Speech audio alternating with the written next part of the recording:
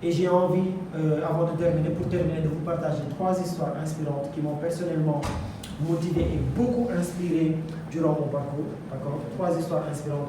La première histoire, c'est celle d'un mentor que je suis. Moi, c'est mon mentor préféré. D'accord? Si je peux dire idole, entre guillemets, voilà, c'est mon idole, si je peux le dire ainsi. Mais disons, c'est un de mes mentors. D'accord? Parce que j'apprends de tout le monde et j'apprends de plein de gens. Mais quelqu'un qui sait me motiver, vraiment, c'est Eric Thomas. Qui connaît? Eric Thomas. E.T. the Hip Hop Preacher. Non mais le gars, il est ouf. Il est ouf. Et même quand je suis low, il suffit juste que je l'imagine en train de me crier dessus. Là, je me remets directement.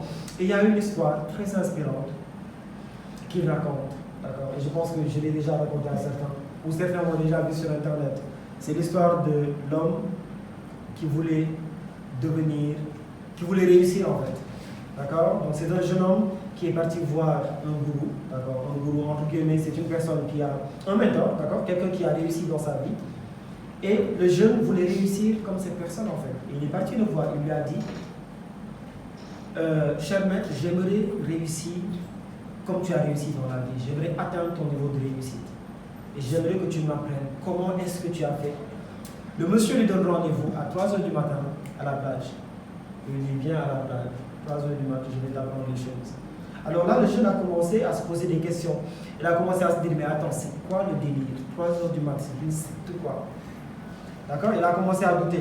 Après, il a dit à la mer, moi, je n'ai jamais demandé à apprendre à nager, j'ai demandé à apprendre la clé de la réussite. Il a dit, bon, anyway, j'ai confiance, je vais y aller. De toute façon, je vais réussir. Il y va. 3h du matin, le mentor avec son petit poulain. Et lui, il dit, d'accord, tu veux réussir? Oui, je veux réussir. Viens avec moi dans la mer. Il lui dit, mais grand-mère, je n'ai jamais demandé à apprendre à nager, j'ai demandé à apprendre les clés de la réussite. Il lui dit, viens seulement, tu veux réussir ou pas? Oui, je veux réussir. Allons-y. Alors, ils entrent dans la mer. D'accord? Ils entrent. Petit à petit, l'eau monte, jusqu'à ce niveau. Le petit, il commence à douter. Et à un moment donné, brusquement, le maître lui prend la tête et lui enfonce dans l'eau. Il lui enfonce la tête dans l'eau. Le petit se débat, il lui enfonce la tête dans l'eau. Il se débat, jusqu'à son dernier souffle. À un moment donné, il le lâche. Le petit reprend un grand souffle et revient. D'accord, il sort de la mer, genre, il a tellement bu de l'eau, il n'en revenait pas. Et là, le maître lui pose une seule question. Quand tu étais sous l'eau, qu'est-ce que tu avais le plus envie de faire? Et le petit lui dit, mais maître, quand j'étais sous l'eau, j'avais juste envie de respirer. Vous avez failli me tuer. Et il lui dit, là est la clé de la réussite.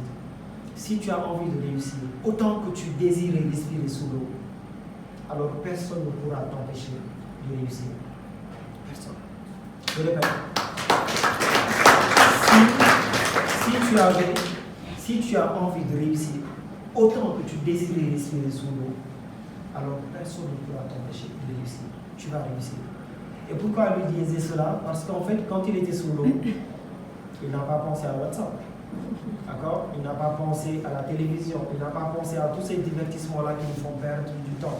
Il n'a pas pensé à toutes ces choses-là qui nous distraient et toutes ces choses qui nous éloignent de nos objectifs. Il avait un seul objectif en tête, respirer pour vivre. Est-ce que vous voyez un peu? Et c'est exactement ça. Cela veut tout simplement dire que si on sait clairement ce qu'on veut et qu'on se concentre là-dessus, si dans chaque respiration, on se rappelle de notre passion, si dans chaque respiration, on se rappelle de notre pourquoi, personne ne pourra nous empêcher de réussir. C'était la première histoire. La deuxième histoire, c'est une histoire que j'ai entendue chez Les Brown. Les Brown, vous connaissez? Ok, les deux se connaissent. Les Brown, il fait aussi partie de ce qui m'ont le plus inspiré dans mes débuts. Voilà, jusqu'à présent, j'aime bien l'écouter. Il est fun, c'est un très grand orateur. Un très grand orateur. Il est très fun dans ses discours. Et il expliquait qu'un jour, il était en classe alors qu'il était plus jeune. Et un de ses maîtres lui a dit, Leslie, parce que Leslie c'est son prénom, va au tableau et corrige-moi ce problème. Il lui dit, mais maître, je ne peux pas, je ne suis pas capable de le faire. Il lui dit, attends, comment ça tu n'es pas capable de le faire? Vas-y, wesh. Il dit, non, je ne suis pas capable de le faire. Moi, déjà, vous voyez que je suis plus âgé que la moyenne dans cette classe. Et on m'a toujours dit que je suis un attardé mental. Je n'arrive pas à comprendre les choses, donc je ne suis pas capable de corriger votre problème. Je suis désolé. Et là, le professeur va lui dire quelque chose qui va définitivement changer sa vie. Le professeur lui dit, ne laisse jamais l'opinion d'une autre personne devenir ta réalité. Ne laisse jamais l'opinion d'une autre personne devenir ta réalité. Et depuis ce jour, il s'est repris. Et aujourd'hui, c'est ce qui l'a permis de devenir Celeste Brown qu'on connaît. Est-ce qu'on voit un peu? Donc, ne laissez jamais l'opinion d'une autre personne devenir votre réalité. Qu'est-ce qu'on veut dire par là? Accepter la différence. Savoir que les gens pourront et ont le droit d'avoir des opinions négatives sur vous. Les gens ont le droit de ne pas croire en vous. Les gens ont le droit de ne pas croire en votre projet. Les gens ont le droit de ne pas croire en vos principes ou en vos valeurs, que ce soit religieuses ou sociales. Ils ont ce droit-là. Alors, soyez toujours dans l'acceptation. Acceptez la différence. Acceptez que je suis différent de l'autre. L'autre est différent de moi. Nous n'avons pas la même vision. Nous n'avons pas les mêmes croyances. Je sais qui je suis, mais ils ne savent peut-être pas qui je suis. Donc, ils ont le droit d'avoir une opinion différente de moi. Donc, le plus important, c'est l'opinion que tu as de toi-même. C'est l'image que tu as de toi-même. C'est la façon dont tu te vois qui impacte plus ton existence que la façon dont les autres te voient. Les autres peuvent te voir comme un minable. Ils en ont plein poids. C'est pas grave. Ce qui est grave, c'est que tu te vois comme un minable. Les autres peuvent te voir comme un champion. Ça n'aura aucun impact dans ta vie si toi-même tu n'arrives pas à te voir comme ce champion que tu es. C'est clair ou pas? Cool? Cool. C'est pas cool les gars, cool? Cool. Magnifique. Et la troisième et dernière histoire, toujours avec Les Brown à la base. Peut-être qu'il a déjà entendu quelque part. Ça reste quand même une légende, ou peut-être une réalité. C'est l'histoire du bambou chinois. Qui connaît? Ah ouais. Il y a des connaisseurs dans la salle. Voilà. Donc, l'histoire du bambou chinois. Que dit l'histoire? L'histoire dit que quand vous prenez une graine, d'accord? Moi, je pense que la première expérience que j'ai eue à planter une graine, c'était au primaire. Au primaire, on nous faisait planter une graine d'arachide. On devait prendre le temps de voir combien de temps ça faisait pour germiner, la germination. Vous vous rappelez, non? Voilà. Et vous voyez qu'une graine d'arachide, ça met quoi? 2-3 jours pour pousser. Au calme. Et beaucoup d'autres graines, c'est comme ça. Ça ne prend pas autant de temps. Mais l'histoire raconte que pour le bambou chinois, quand on met la graine sous terre, il faut bien prendre soin de cette terre. Continuer à l'arroser, continuer à en prendre soin. Ce qui se passe, c'est que 3 jours plus tard, il n'y a rien qui va pousser. Une semaine plus tard, vous n'allez rien voir pousser. 1 mois plus tard, vous ne verrez absolument rien sortir de terre. Mais si vous arrêtez de prendre soin de cette terre, la graine va pourrir, va mourir et ne va jamais pousser. Donc il faut continuer à en prendre soin. Il faut continuer à en prendre soin jusqu'au 1er mois, au 2e mois, au 3e mois, jusqu'à la première année. Vous n'allez absolument rien voir. Jusqu'à la 2e année, rien du tout. Jusqu'à la 3e année, rien. Jusqu'à la 4e année, rien du tout. Et c'est à partir de la 5e année que ça va commencer à sortir. Maintenant, ce qui est extraordinaire dans l'histoire, c'est que dès que ça commence à sortir, ça prend un temps encore, en quelques semaines, ça peut atteindre les 10 mètres, on va dire, ou plus. Est-ce que vous réalisez un peu? C'est-à-dire que ça met du temps à sortir, mais dès que ça sort, ça pousse de façon extraordinaire et ça donne du bambou. D'accord? Une longue tige, assez dure, assez robuste. Et vous voyez qu'il y a beaucoup d'infrastructures maintenant qu'on fait à base de bambou, juste pour vous dire à quel point c'est solide. Qu'est-ce qu'il faut retenir à travers cette histoire? Il ne faut jamais, jamais, jamais se comparer aux autres. Ça, c'est la première leçon. Évitez de se comparer aux autres. Parce que peut-être que dès le 3e jour, il y a de petits arachidiers qui ont poussé.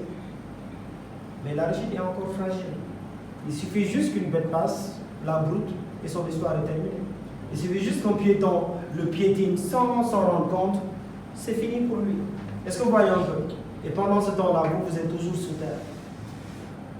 Mais vous êtes en train de vous créer des racines assez solides et des nutriments assez solides qui vous permettront, dès que vous sortez, de partir en accélération. Donc, évitez la comparaison, évitez de se comparer avec qui que ce soit. Et ça, je pense que c'est la base. Ceux qui ont déjà eu un contact avec moi savent que dès le départ, quand on vous introduit au développement personnel et à la confiance en soi, ça fait partie des principes de base.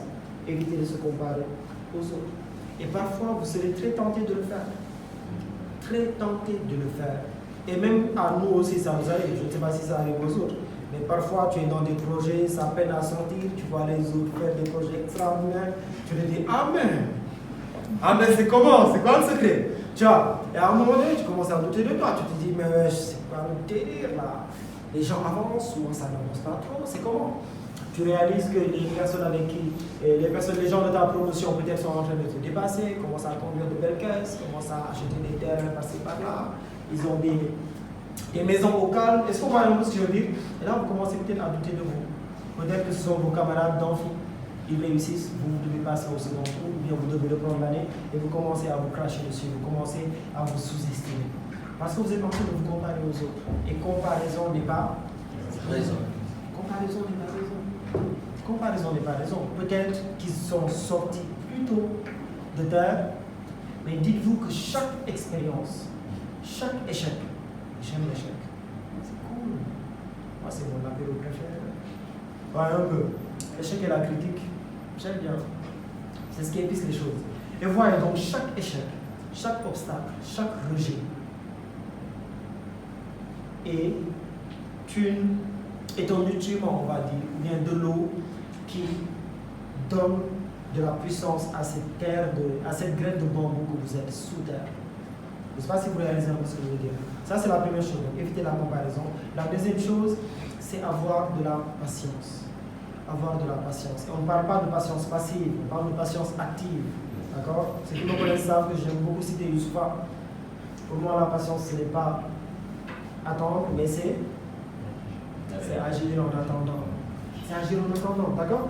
Si vous ne prenez pas soin de cette terre, la graine, elle ne va jamais sortir de terre. Donc même si elle ne sort pas, il faut continuer à entendre soin.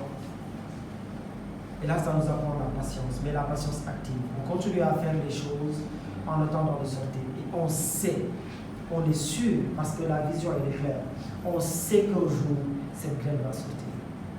On n'en doute même pas. Parce que si vous laissez place au doute dans votre esprit, frère, c'est bon.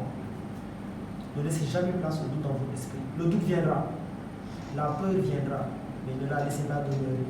Elle n'a qu'à venir et passer son chemin. D'accord? Patience, évitez la comparaison et rien ne pourra vous empêcher de percer. Cool? On continue ou on s'en arrête là pour l'instant? Non, on va laisser les gens venir d'abord. Et de temps à autre, on va remplacer une maison.